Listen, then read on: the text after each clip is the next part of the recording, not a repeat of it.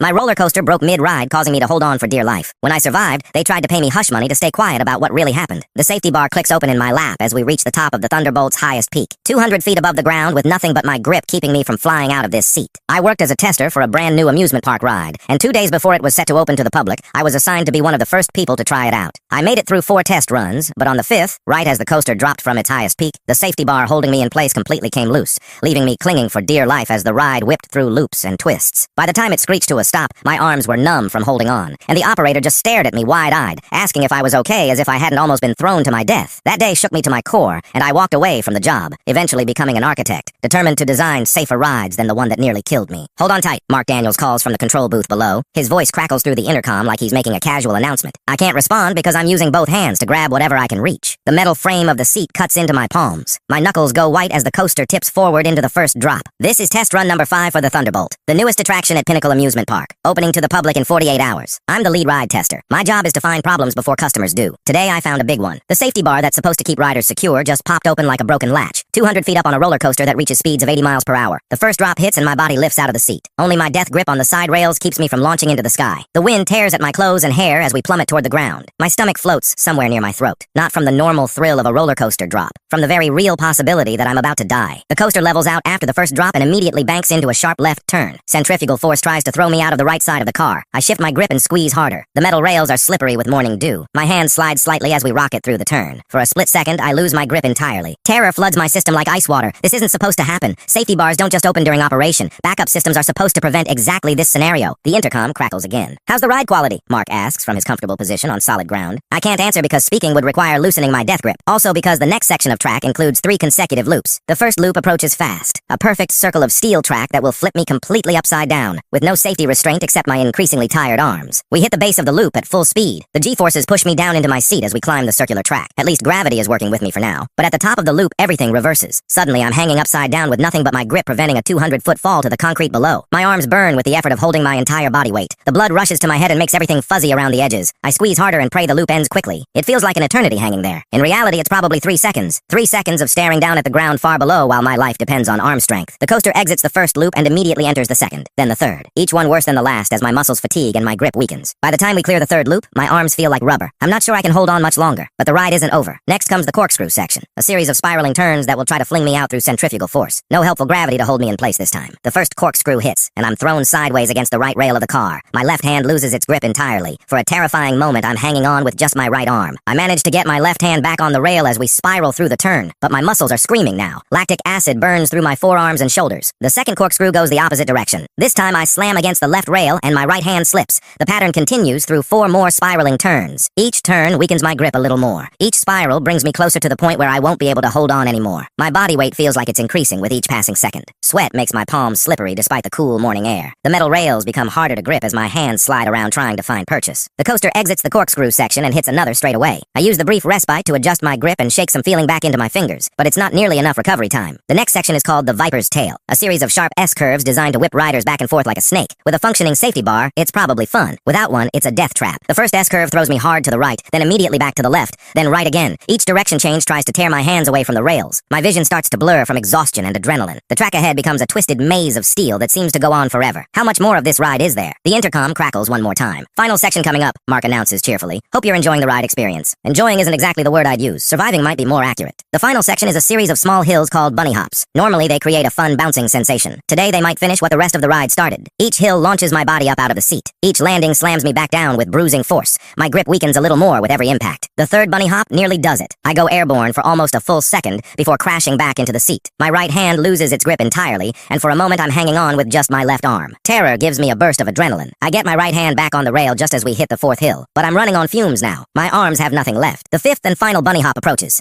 I can see the break zone ahead where the ride will finally come to a stop. Just one more hill to survive. We hit the jump and I go airborne again. This time my left hand slips off the rail. I'm down to just my right arm holding my entire body weight. The landing hits like a car crash. The impact jars my grip loose completely. For one horrifying moment, I'm sliding out of the seat with nothing holding me back. My foot catches on something under the seat. seat, some kind of metal bracket or support beam. It's not much, but it stops my slide towards certain death. I grab frantically for anything within reach. My left hand finds the seat divider between my car and the next one. My right hand gets back on the side rail. The brake zone engages, and the coaster starts to slow. The sound of metal on metal fills the air as the brake pads grab the track. We go from 60 miles per hour to 0 in about 10 seconds. The sudden deceleration throws me forward in the seat. Without a safety bar to stop me, I nearly pitch face first out of the front of the car, but somehow I manage to brace myself and stay put. The coaster rolls to a complete stop on the loading platform. I sit there for a moment trying to process what just happened. My hands are shaking so badly I can barely let go of the rails. Mark appears at the side of my car. He's holding a clipboard and wearing the same cheerful expression he had when the ride started. "So how was that?" he asks like we just finished a casual conversation. I stare at him in disbelief. Did he somehow miss the part where I nearly died 5 separate times during the past 3 minutes? "The safety bar came open," I managed to say. My voice sounds strange and distant like it's coming from someone else. "What do you mean came open?" "I mean it unlocked at the top of the first hill. I've been holding on with my hands for the entire ride." Mark's expression changes from cheerful to confused to horrified. He looks down at the safety bar, which is indeed sitting open in my lap instead of locked across my chest. "That's not supposed to happen," he says helpfully. "No kidding." Mark starts examining the safety bar mechanism while I try to stand up on legs that feel like jelly. My arms are completely numb from the shoulders down. I can barely move my fingers. The sensation of solid ground beneath my feet feels miraculous after 3 minutes of thinking I was about to plummet to my death. The loading platform, usually just a mundane concrete slab, seems like the most beautiful place on earth. "Can you walk?" Mark asks. "I think so." I climb out of the car on unsteady legs. The platform feels solid and reassuring after 3 minutes of thinking I was about to die. Just standing on firm ground makes me want to cry with relief. The other ride testers waiting in line for their turns stare at me with confusion and growing concern. My appearance must be telling the story my voice can't quite manage yet. "We need to shut down the ride immediately," I tell Mark. "Yeah, absolutely. This is a major malfunction." Mark radios the control room to halt all testing operations. Other ride testers who were waiting their turn look confused as they're told to clear the area. "What happened out there?" calls Maria Santos from the exit gate. "She was scheduled to take the next test run." "Safety equipment failure," Mark responds. "We're done for today." I walk slowly toward the control booth trying to process what just happened. The Thunderbolt sits silent on its track looking innocent and harmless, like it wasn't trying to kill me 30 seconds ago. The morning sun casts long shadows across the empty platform.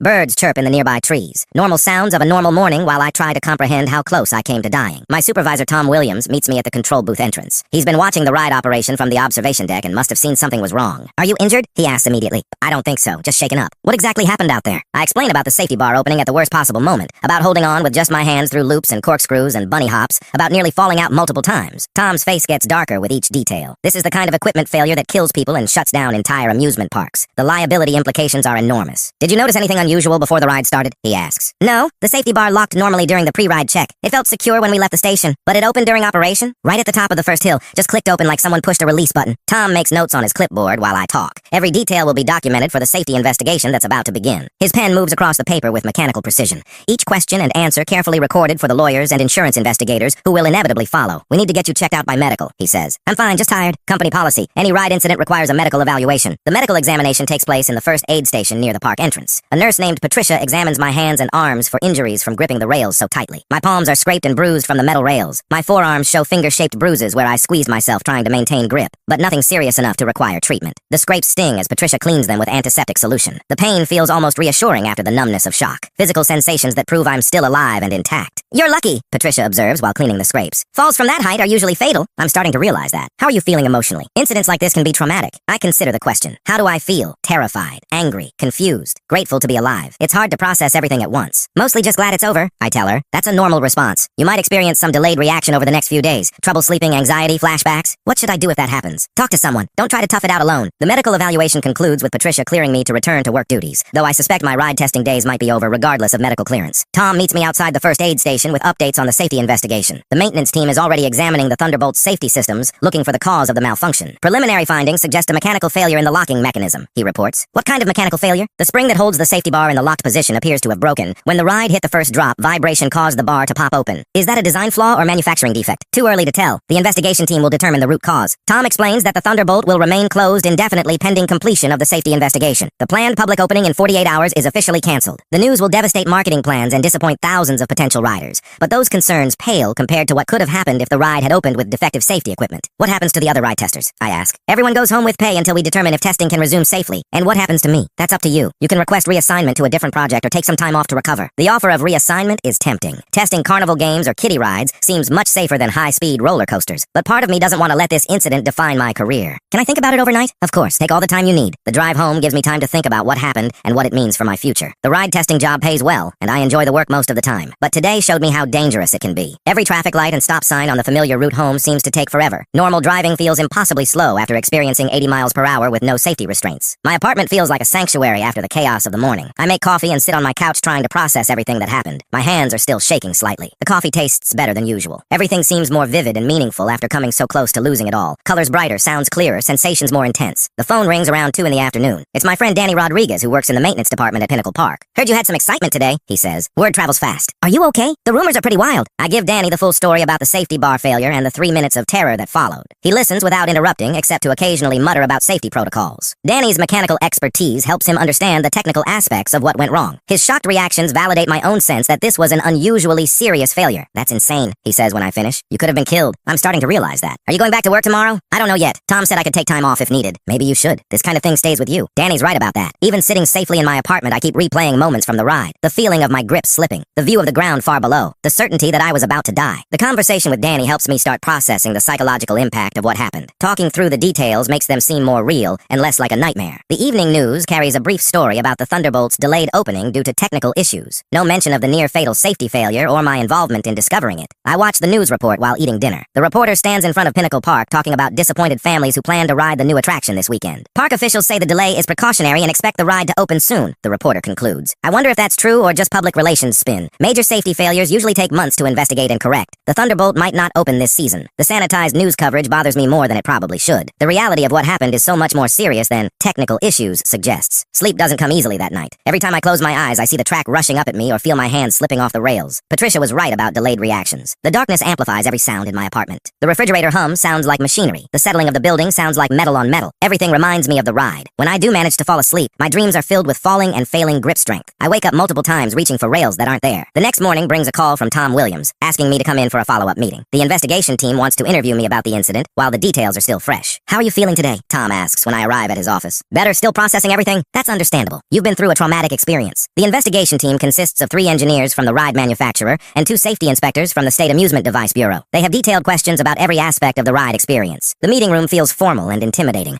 Legal pads and recording equipment spread across the conference table. Multiple copies of technical diagrams and safety specifications. At what point did you first notice the safety bar was loose? Asks lead investigator Amanda Sawyer. Right at the top of the first hill. It just clicked open like a door latch. Did you attempt to close it again? No, I was too focused on holding on. Plus it was opening and closing repeatedly during the ride. Opening and closing repeatedly? I explain how the broken safety bar would sometimes swing back into position during certain parts of the ride, but it never stayed closed for more than a few seconds. That suggests the locking mechanism was completely compromised, Amanda notes. The spring assembly shows clear signs of metal fatigue, adds manufacturing engineer Mike Thompson. This was a gradual failure, not a sudden break. How long was this part failing before it gave out completely? I ask. Hard to say without more analysis, possibly days or weeks. The implication is disturbing. The safety bar was slowly failing during previous test runs without anyone noticing. I could have died yesterday or the day before if the part had chosen a different moment to break. Were there any warning signs during earlier tests? Amanda asks. I think back to the 4 previous test runs I completed on the Thunderbolt. Everything seemed normal. The safety bar locked properly and stayed locked throughout each ride. Nothing obvious, though I wasn't specifically looking for safety bar problems. That's not your job, Mike points out. The pre-ride safety check should catch mechanical issues. But this failure happened during operation, not at startup, Amanda adds. The investigation continues for 2 hours. They ask about everything from weather conditions to my physical position in the seat. Every detail gets documented for their final report. My testimony becomes part of an official record that will influence safety standards for the entire amusement industry. The weight of that responsibility feels heavier than holding on during the ride. When will you know the official cause? I ask as the interview concludes. Full analysis will take several weeks, Amanda responds. But preliminary findings point to a manufacturing defect in the spring assembly. What does that mean for other rides using the same safety system? We're recommending immediate inspection of all similar restraint mechanisms nationwide. The scope of the potential problem is staggering. Hundreds of roller coasters use similar safety bar designs. If there's a manufacturing defect, thousands of riders could be at risk. Tom walks me back to my car after the investigation interview. He looks tired and stressed from dealing with the crisis management aspects of the incident. How are you holding up? I ask him. It's been a challenging 24 hours. The media is starting to ask questions. What are you telling them? As little as possible until the investigation concludes. And what about the ride opening? Canceled indefinitely. We can't open a ride with known safety issues. Tom explains that Pinnacle Park is facing significant financial losses from the delayed opening. The Thunderbolt was the centerpiece of their summer marketing campaign. Without it, attendance projections are way down. Is the park in trouble? I ask. We'll survive. But this is exactly the kind of incident that destroys public confidence. What about liability? Could I sue for what happened? That's between you and your lawyer. The company will handle things appropriately. The suggestion to consult a lawyer hadn't occurred to me until Tom mentioned it. I nearly died due to what appears to be a preventable equipment failure. That probably has legal implications. But I'm not sure I want to get involved in a lawsuit. I just want to move on with my life and put this experience behind me. Have you decided about reassignment? Tom asks. I think I need some time off first. This whole thing has me pretty shaken up. Take all the time you need. Your job will be here when you're ready. I drive home thinking about my future with Pinnacle Park. The ride testing job seemed exciting when I started 6 months ago. Travel to different parks, try out new attractions, get paid to have fun. But today changed my perspective completely. Ride testing isn't just about having fun. It's about risking your life to find problems before they kill paying customers. The phone is ringing when I get home. It's my sister Lisa calling from California. Somehow she's already heard about the incident. Mom saw something on the news about an accident at your park, she says without preamble. It wasn't exactly an accident, more like equipment failure. Are you hurt? No, just shaken up, I'm fine. I give Lisa a simplified version of what happened. No point in giving her nightmares about her brother nearly falling to his death. Maybe it's time to find a safer job, she suggests. Maybe. You could always go back to school, finish your engineering degree. Lisa has been pushing me to return to college ever since I dropped out junior year to take the ride testing job. The money was too good to pass up at the time. I'll think about it. Promise me you'll be careful if you go back to that job. I promise. But even as I say it, I'm not sure I will go back. The thought of getting on another roller coaster makes my hands start shaking again. The next few days pass in a blur of phone calls and meetings. The story of the Thunderbolt safety failure leaks to the media despite Pinnacle Park's attempts at damage control. Local man survives roller coaster malfunction, reads the headline in the morning paper. The article includes quotes from safety experts calling for stricter ride inspection standards. My name is mentioned in the article despite my request for privacy. Suddenly I'm getting calls from reporters and personal injury lawyers and concerned relatives. This is exactly what we were trying to avoid, Tom says when he calls to apologize for the media attention. It's not your fault. These things have a way of getting out. How are you handling all the attention? Not great. I might disconnect my phone for a while. The media attention dies down after a few days, but the personal impact lingers. I'm having trouble sleeping and experiencing anxiety attacks at random times during the day. Patricia from the medical station was right about delayed reactions. The full psychological impact of nearly dying is hitting me now that the immediate crisis has passed. I make an appointment with a counselor who specializes in trauma recovery. Dr. Jennifer Walsh has experience helping people process life-threatening experiences. Her office is located in a converted house near downtown. Comfortable furniture and soft lighting designed to put people at ease. The kind of place where it feels safe to talk about difficult things. What you experienced is called a near-death event, she explains during our first session. It's normal to have ongoing emotional reactions. I keep replaying it in my head, especially the moment when I thought I was going to fall. That's called intrusive recall. Your brain is trying to process a traumatic memory. How long does this usually last? It varies by individual.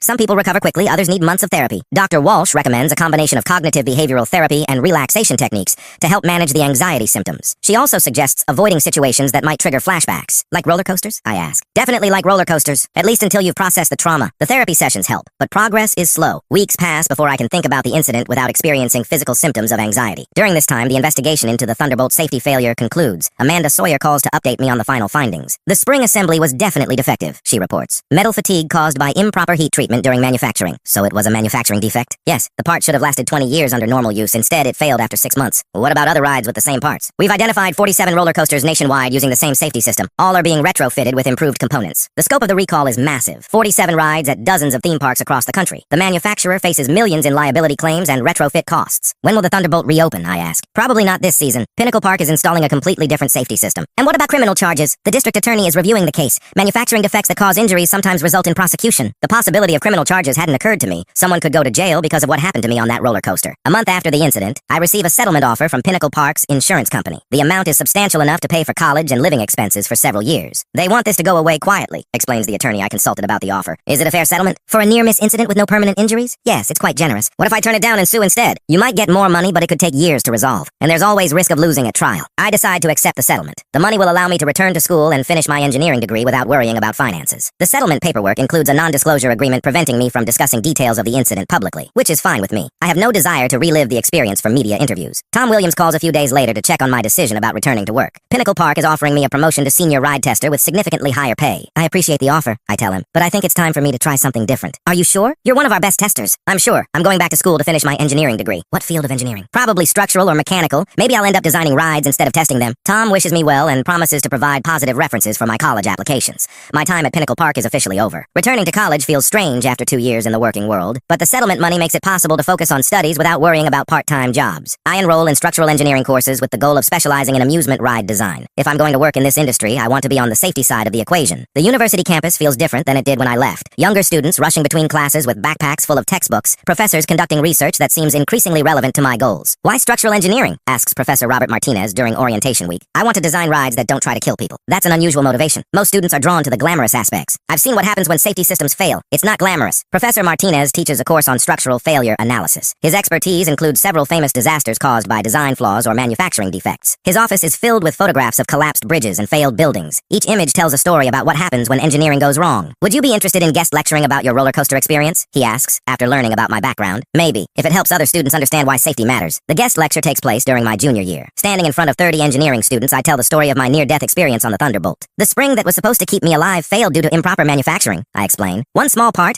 probably costing less than $5, nearly killed me. The students listen intently as I describe the investigation findings and industry-wide recall that followed. Many seem shocked by how a minor manufacturing defect could have such serious consequences. Several students take notes throughout my presentation. Others ask detailed questions about the technical aspects of the failure. All seem more engaged than they they probably are during typical lectures. This is why we study failure analysis, Professor Martinez adds. Every disaster teaches us something about better design. What did you learn from your experience? Asks a student. That safety isn't just about following codes and regulations. It's about understanding how things actually fail in the real world. The lecture generates significant discussion about engineering ethics and professional responsibility. Several students approach me afterward with questions about careers in ride safety. Have you been on a roller coaster since the incident? One student asks. No, and I probably never will again. But you're designing them? From the ground up with proper safety systems. There's a difference. My senior year thesis project focuses on developing improved safety restraint systems for high-speed roller coasters. The work combines theoretical engineering with practical knowledge from my testing experience. The thesis advisor is Dr. Susan Kim, a mechanical engineer who specializes in human factors design. She's intrigued by my unusual background in both testing and surviving ride failures. Your experience gives you insights that most engineers lack, she observes. You know what it feels like when safety systems fail. It's not something I'd recommend to other designers, but it makes you uniquely qualified to improve those systems. The thesis project involves analyzing dozens of different restraint designs and testing them under simulated failure conditions. The goal is identifying design principles that provide multiple layers of protection. Traditional safety bars rely on a single locking mechanism, I explained during my thesis defense. If that mechanism fails, riders have no protection. What's your proposed solution? Asks Dr. Kim. Redundant restraint systems with independent failure modes. If one system fails, backup systems continue protecting riders. The thesis committee approves my design concepts and recommends them for further development. Several amusement industry companies express interest in licensing the technology. The defense takes place in a small conference room packed with professors and industry representatives. My presentation includes detailed engineering drawings and computer simulations of various failure scenarios. Graduation arrives 4 years after my near-death experience on the Thunderbolt. My parents attend the ceremony, proud that their son has turned a traumatic incident into educational and career motivation. What's next? My father asks during the graduation dinner. I've accepted a position with Apex Ride Systems. They design safety equipment for theme parks. Will you be traveling to test sites? No. This time I'll be in the engineering office designing systems for other people to test. That sounds much safer, my mother observes with obvious relief. The job at Apex Ride Systems focuses specifically on developing improved safety restraints. My first project involves redesigning the exact type of spring assembly that failed on the Thunderbolt. Your personal experience with this failure mode is invaluable, says project manager David Miller. You understand the consequences in ways that theoretical engineers don't. I definitely have strong motivation to get it right. What specific improvements are you proposing? Multiple independent springs, stronger materials, and fail-safe locking mechanisms that engage even if the primary system breaks. The improved design takes 6 months to develop and another year to test. Every component is analyzed for potential failure modes and strengthened accordingly. When testing begins, I'm invited to observe but decline to participate as a test rider. Watching other people test my designs is stressful enough without putting myself at risk again. The new restraint system passed all safety tests, David reports after completion of the testing phase. It's virtually impossible for riders to fall out even with complete primary system failure. What about manufacturing quality control? We've implemented enhanced inspection procedures to prevent the defects that caused your incident. The improved safety system enters production and begins appearing on new roller coasters within 2 years. Industry publications praise the design for its redundant protection and fail-safe operation. Designer inspired by near-death experience creates safer rides,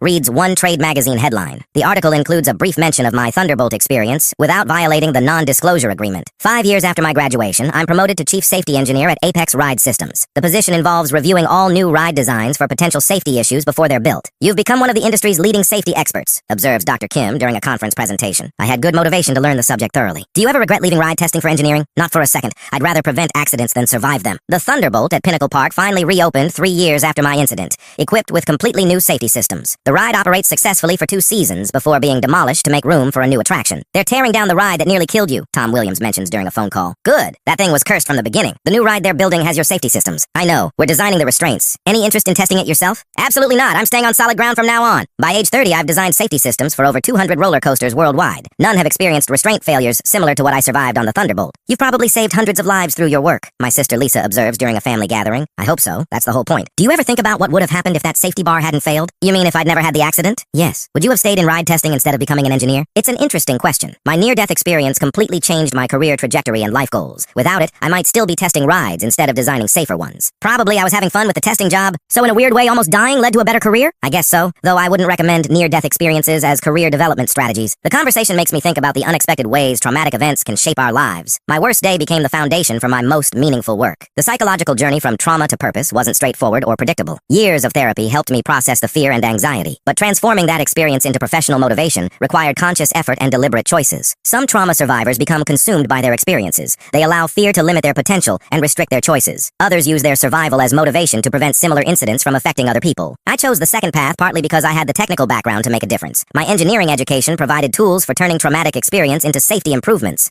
Not everyone has that opportunity or those resources. The responsibility of using my experience constructively weighs heavily on my decision-making. Every design choice reflects lessons learned during those terrifying 3 minutes on the Thunderbolt. Every safety feature represents my commitment to preventing other people from experiencing what I survived. Today, I'm 42 years old and haven't been on a roller coaster in 20 years, but I've designed designed safety systems that protect millions of riders annually. The nightmares stopped years ago. The anxiety attacks are just a memory. The trauma of nearly falling to my death has been transformed into purpose and professional mission. My personal transformation mirrors the industry-wide changes that occurred after my incident. The Thunderbolt failure exposed systemic weaknesses in ride safety standards. My survival and subsequent career contributed to comprehensive improvements in restraint technology. The amusement park industry today is fundamentally safer than it was 20 years ago. Advanced materials, redundant safety systems, and improved quality control procedures have virtually eliminated the type of failure I experienced. Modern riders enjoy thrilling experiences without the risks that nearly killed me. How do you feel about your experience now? Dr. Walsh asked during our final therapy session years ago. Grateful, I think. It taught me what really matters, which is that safety isn't just about following rules. It's about understanding how systems fail and designing better ones. The therapy helped me process the trauma and find meaning in the experience. What could have been just a terrible memory became motivation for positive change. My office at Apex Ride Systems is filled with photos of roller coasters and technical drawings of safety systems. Awards from industry organizations recognizing contributions to ride safety hang on the walls. But the most meaningful item is a small framed newspaper clipping from 20 years ago. Local man survives roller coaster malfunction, reads the headline. It reminds me every day why this work matters. Somewhere out there, riders are enjoying thrilling roller coasters without worrying about safety because of the systems my team designed. Any regrets about how your career developed? Asks a young engineering intern during a recent visit. None at all.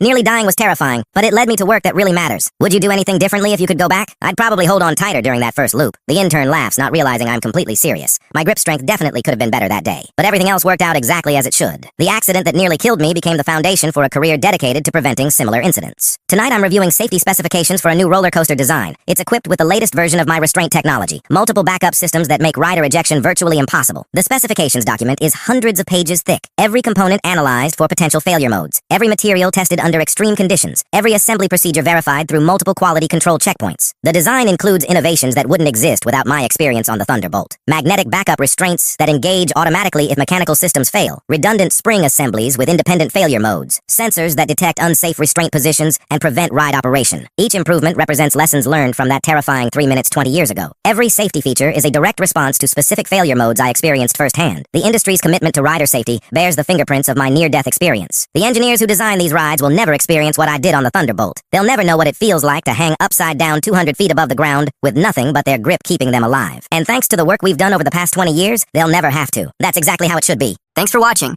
Don't forget to subscribe, like, and drop your favorite part in the comments. See you in the next one.